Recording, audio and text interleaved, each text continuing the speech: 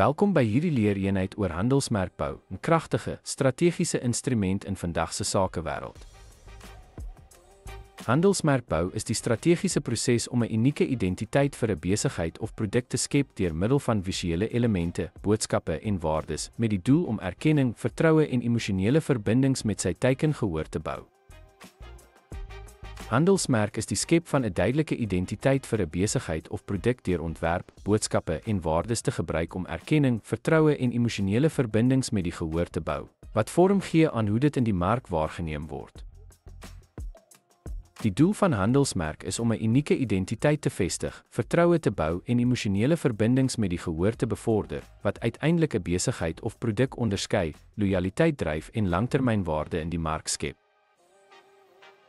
Handelsmerkdifferensiasie is die proses om 'n handelsmerk te laat uitstaan deur sy unieke eienskappe, waardes of kenmerke uit te lig, wat dit help om homself van mededingers te onderskei en spesifiek sy teikengehoor aan te spreek.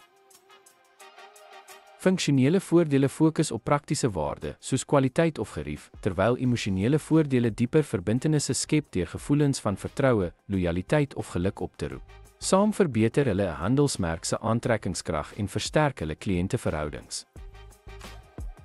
Die doel van handelsmerk is om 'n unieke identiteit te vestig, vertroue te bou en emosionele verbindings met die gehoor te bevorder, wat uiteindelik 'n besigheid of produk onderskei, lojaliteit dryf en langtermynwaarde in die mark skep.